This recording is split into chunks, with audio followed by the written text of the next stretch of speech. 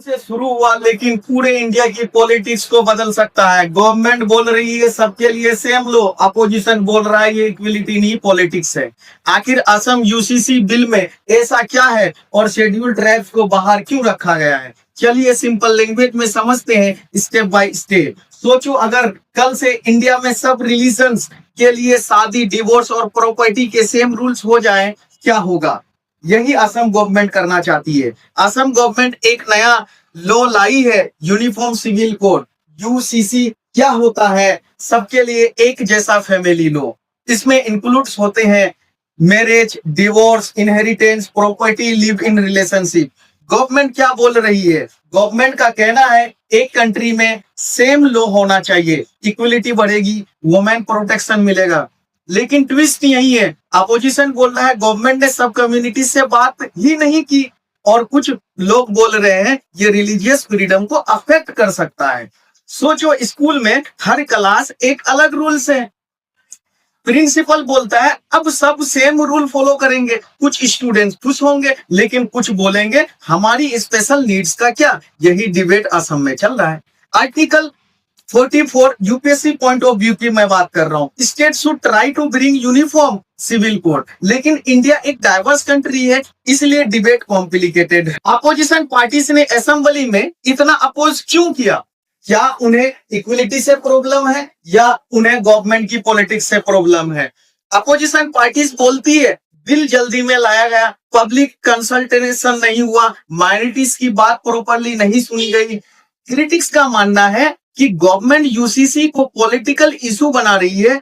वह बोलते हैं इलेक्शन के पहले इमोशनल इश्यूज उठाए जा रहे हैं, रिलीजियस आइडेंटिटी को पॉलिटिक्स में यूज किया जा रहा है। सोचो टीचर बिना स्टूडेंट को पूछे स्कूल का पूरा सिस्टम चेंज कर दे तो स्टूडेंट बोलेंगे पहले हमारी बात तो सुनो। अपोजिशन भी सेम बात बोल रहा है। बिग पॉलिटिकल क्वेश्चन है, क्या यूसीसी इक्विलिटी के लिए लाए हैं या पॉलिटिकल स्ट्रेटजी के लिए? यही सबसे बड़ा डिबेट है। यूपीएससी पॉइंट में important topic secularism, democracy, public consultation, minorities right, ये सारी बातें होंगी। पॉलीगेमी और लिव इन रिलेशनशिप का सच। अब आता है बिल का सबसे controversial part, government private relationship में एंट्री क्यों लेना चाहती है? पॉलीगेमी क्या है? एक पर्सन का एक से ज्यादा हस्बैंड वाइफ होना। गवर्नमेंट इसे बैन करना चाहती है। गवर्नमेंट क्या बोलती है? गवर्नमेंट बोलती है वुमेन सेफ होंगी, एक्सप्लॉयटेशन कम होगा, इक्वलिटी बढ़ेगी। लेकिन दूसरा साइड्स भी है। क्रिटिक्स बोलते हैं सिर्फ कुछ रिलीजन्स को टारगेट किया जा रहा है, और सबसे बड़ा issue live in relationship registration में है। लिव इन रिलेशनशिप क्या है? बॉय और गर्ल बिना शादी के साथ में रहते हैं।